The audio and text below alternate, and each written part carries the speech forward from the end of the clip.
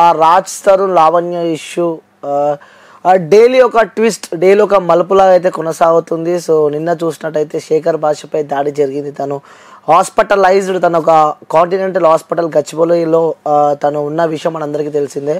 So తన హెల్త్కి సంబంధించి ఎలా ఉంది, హెల్త్కి సంబంధించిన ప్రాబ్లమ్స్ తెలుసుకునే ప్రయత్నం అయితే చేద్దాం.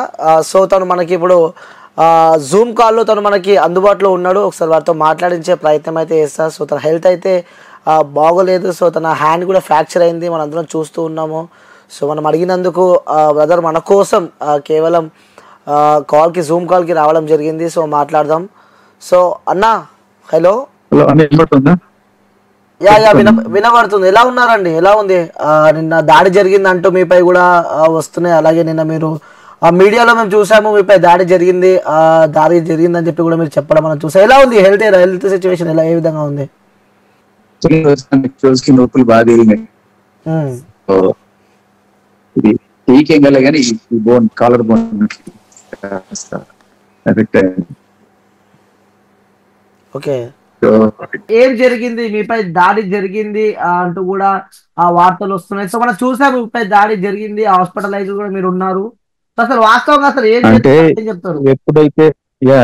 ఎప్పుడైతే నేను అసలు ఫస్ట్ ప్రీతి అండ్ ఉదయ్ని మీడియా ముందుకు తీసుకొచ్చాను, వాళ్ళు అంటే చిన్న పిల్లలకి కూడా ఈఎంఐ అలవాటు చేసి వాళ్ళని లోపరుచుకొని బ్లాక్ మెయిల్ చేసి వాళ్ళతో ఎలా ఆడుకుంటుంది అనేది వాళ్ళు ఎప్పుడైతే చెప్పడానికి ముందుకు వచ్చారో అప్పటి నుంచి నా మీద అటాక్ స్టార్ట్ అయింది. అంటే అప్పటిదాకా ఏదో మాటలు ఇట్లా ఉన్నాయి, ఆ రోజు చెప్పిసిరేయడం కానీ, అంటే డైవర్ట్ చేయడం, మ్యాటర్ తెలియకుండా డైవర్ట్ చేయడం అనేది మొదలెట్టారు. ఆ తర్వాత నేను ఎక్కడికి ఇంటర్వ్యూకి వెళ్ళినా ఆ దిలీప్ శంకర గానీ లేకపోతే ఈవిడ గానీ వచ్చి ఏదో బూతులు మాట్లాడడం, ఏదో రకంగా నన్ను అక్కడి నుంచి వెళ్ళిపోయి చేయడానికి ట్రై చేస్తూనే ఉన్నారు.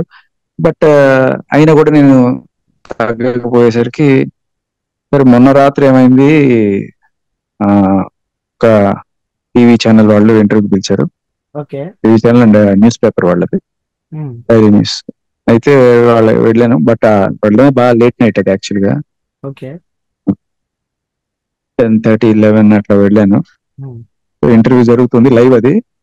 సో అక్కడికి వచ్చేసింది మనుషులు వేసుకొని, ఒక 3 మనుషులు వేసుకొని ఇవి వచ్చేసి ఆ స్టూడియో తలుపులు దబా బాడీరే అని మీరు ఆ లైవ్ కనుక చూస్తే, ఇంద్రప్రభ లైవ్ అది మీరు చూస్తే అక్కడ లాస్ట్ లైవ్ లో మీకు వినపడుతూ ఉంటుంది ఆవిడ అరుపులు దెబ్బ బాధటం.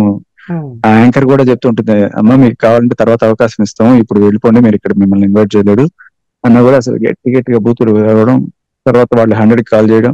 ఆ తర్వాత ఆవిడ అక్కడి నుంచి వెళ్ళిపోయి అక్కడ మెట్ట కింద కాపు కాసారు. నాకు తెలియక వెళ్ళిపోయిందని నేను బయటకు వచ్చాను. మెట్లు దిగుతుంటే ఆవిడ చెట్లు అందరూ వెనకాల ఉన్నారు. సో నా మీద చెప్పులు ఇసే ప్రయత్నం చేస్తుంది. సో నేను తప్పించుకొని దూసుకొని ముందుకు పోయే ప్రయత్నం చేస్తాను. సో ఇంకా వాళ్ళందరూ కూడా మీద పడడం, కొట్టడం ఇదంతా జరిగింది. ఓకే, అంటే మీ వర్షన్ ఏమో వాళ్ళు కింద మీకోసం వెయిట్ చేసి మరి కొట్టారంటూ, కానీ అటు ఆ లావణ్య వర్షన్ అంటే ఏదైతే స్టెప్స్ దిగుతుంటే కావాలని నాపై దాడికి ప్రయత్నించారు, సో నాకు కొన్ని దెబ్బలు తాకినాయి అంటూ కూడా తను పోలీస్ స్టేషన్ లో కూడా ఒక కేసు ఫైల్ చేయడం మనం చూస్తున్నాము. అంటే ఎలా చూడవచ్చు అంటారు? ఒక మాట, సో అర్ధరాత్రి 12 గంటలకి ఆంధ్రప్రభ స్టెప్స్ దగ్గర ఆవిడ ఏం చేస్తుందండి? నేనేమన్నా వాళ్ళ ఇంటికి వెళ్ళానా? నేను ఆవిడ పైన నేను దాడి చేయాలంటే నేను వాళ్ళ ఇంటికి వెళ్ళాలి, లేకపోతే ఎక్కడికి వెళ్ళాలి. బట్ ఆవిడ నా లైవ్ దగ్గర నేను ఉన్న చోటుకు వచ్చి ఆవిడ బూతులు, మీరు వినండి ఆ లైవ్, ఎవరి సాక్ష్యాలు అక్కర్లా, మీరు ఆంధ్రప్రభ లైవ్ చూడండి. ఆవిడ ఎంత దారుణంగా, ఎంత రౌడీజం చేస్తూ ఉండిందో అక్కడ. ఆవిడ రౌడీజం చేసి మళ్ళీ నేనేదో సెల్ఫ్ డిఫెన్స్ చూసి నేను ముందుకు వెళ్ళిపోతుంటే మళ్ళీ దాన్ని కూడా ఆడపిల్ల మీద చేస్తారు అని చెప్పి వాళ్ళందరూ వచ్చి అదే పని అనమాట. బేసికలీ వాళ్ళందరూ అందుకనే కాసుకున్నారు అనమాట. ఫస్ట్ ఆవిడ ఏంటంటే రెచ్చగొట్టాలి, బూతులు తిట్టాలి, చెప్పుల మీద విసిరేయాలి. సో నేనేదో సెల్ఫ్ డిఫెన్స్ కోసం అలా తోసి ముందుకు వెళ్తుంటే ఇంకా ఆడపిల్లని అది ఇది అని చెప్పి వాళ్ళు వచ్చి కొట్టడం అనమాట. ఓకే, అది జరిగింది.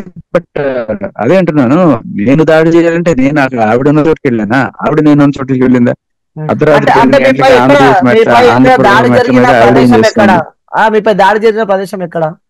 ఆంధ్రప్రభ, జీ న్యూస్ ఈ రెండు ఒకటే బిల్డింగ్ లో ఉంటాయి. జీ న్యూస్ టాప్ ఫ్లోర్ లో ఉంటుంది, ఆంధ్రప్రభ న్యూస్ పేపర్ కిందే ఉంటుంది. బట్ వాళ్ళది కూడా లైవ్ యూట్యూబ్ లైవ్ నడుస్తుంటాయి కదా. సో అక్కడ ఆంధ్రప్రభ నుంచి ఒక కనీసం మెట్లు ఉంటాయి బాగా కిందకి దిగడానికి. మెట్లు దిగుతుంటే అక్కడ కాపు కాసి ఇలాంటి పని చేశారు అర్ధరాత్రి దొంగలాగా. ఓకే, అంటే ఇంకొన్ని వార్తలు కూడా తెరపైకి వస్తున్నాయి. శేఖర్ భాష ఇంటి దగ్గరికి వెళ్ళి కొంతమందితో కలిసి లావణ్య శేఖర్ భాషని కొట్టింది అంటూ కూడా కొన్ని వార్తలు వస్తాయి. సీసీ కెమెరా ఫుటేజెస్ కూడా మీరు కలెక్ట్ చేశారు అంటూ కూడా మాకు బయట వినిపిస్తున్న టాక్. మరి దీన్ని మీరేమంటారు మరి? లేదు లేదు లేదు యాక్చువల్ లేదు లేదు లేదు వినండి. యాక్చువల్గా ఇది ఖచ్చితంగా తప్పు, అబద్ధం, ఫాల్స్ ప్రచారం. అలాంటిది ఏం చేయలేదు. కానీ ఆ రోజున నేను ఇంకా చాలాసేపు కూర్చోబెట్టేశారు లోపల. ఆ అమ్మాయి ఇట్లా బయటంతా రౌడీజం చేసి గట్టి గట్టిగా అరిచి ఆ ఛానల్ వాళ్ళందరినీ బూతులు తిడుతుంటే ఆవిడ బ్యాంకర్ కూడా భయపడిపోయి వద్దు సార్ మీరు బయటకు వెళ్ళదు ఇప్పుడు వెళ్ళొద్దు అంటే సరే కొంచెంసేపు కూర్చున్నాను. నేను కూర్చున్న తర్వాత బయట ఇప్పుడు ఇక్కడ కాకపోతే మీ ఇంటికి వెళ్ళి గొడవ చేస్తారా అది అప్పుడు నాకు ఇంకా ఒళ్ళు మండిపోయింది. అంటే నేను ఇంకా మా ఇంటికి వెళ్ళి ఫస్ట్ వాళ్ళని అలర్ట్ చేద్దాం, ఒకవేళ ఏమన్నా సెక్యూరిటీ వాళ్ళకి పోలీసులకి ఫోన్ చేద్దామని చెప్పి నేను ఫస్ట్ అందుకని బయటకు వచ్చాను. కాకపోతే ఇంటికి రావడం అట్లా ఏం చేయలేదు వాళ్ళు. బట్ అక్కడే అయింది. ఆవిడ అక్కడి నుంచి పోలీస్ స్టేషన్ కి పోయింది. నన్ను జనాలతో కొట్టించి నన్ను బూతులు తిట్టి నా మీద చెప్పులేసి ఆవిడని నేను దాడి చేశానంటూ వెళ్ళి పోలీస్ స్టేషన్ లో కేసు పెట్టింది. ఇంకా మన బతుకులు తెలిసినవి కదా, మన పోలీస్ స్టేషన్ లో ఆడపిల్ల కేసు పెడితే తీసుకుంటారు. ఆవిడ పెడితే ఎఫ్ఐఆర్ అయిపోద్ది ఇమ్మీడియట్ గా, ఏమీ చెప్పక్కర్లేదు. నేను కూడా తర్వాత పోలీసులు వచ్చి, నేను హాస్పిటల్లో ఉన్నప్పుడు వచ్చారు పోలీసులు. నేను యాక్చువల్గా 100 కి ఫోన్ చేశాను ఇట్లా జరిగిందని. తర్వాత ఈ కాన్వెంటల్ హాస్పిటల్లో ఉన్నప్పుడు వాళ్ళే వచ్చారు పోలీసులు వచ్చి ఏం జరిగింది అని చెప్పి. నేను చికిత్స పొందాను, అక్కడే డాక్టర్లు అందరూ ఉన్నారు వాళ్ళ. Hello, due to maybe technical issue ద్వారా సో శేఖర్ భాష అయితే ప్యాక్ వెళ్ళడం మనం చూస్తున్నాము. సో తను హెల్త్ కండిషన్ అయితే తనకి బాగోలేదు. సో తను నిన్న కాంటినెంటల్ హాస్పిటల్లో అయితే తను అడ్మిట్ అయ్యాడు. సో తను చెప్తున్నాడు తనపై ఆ జరిగిన దాడి కూడా ఒక మీడియా ఛానల్ దగ్గర తనపై దాడి జరిగిందంటూ కూడా క్లియర్ గా తను చెప్పడం చూస్తున్నాం. Due to some technical issues ద్వారా సో తను మాట్లాడలేకపోయాడు. సో నెట్ కూడా సరిగా లేదు. సో వెళ్ళాం శేఖర్ భాష దగ్గరికి వెళ్ళి ప్రయత్నం అయితే చేద్దాం. సో అక్కడికి వెళ్ళి తనతో ఇంకా క్లారిటీగా తెలుసుకుందాం.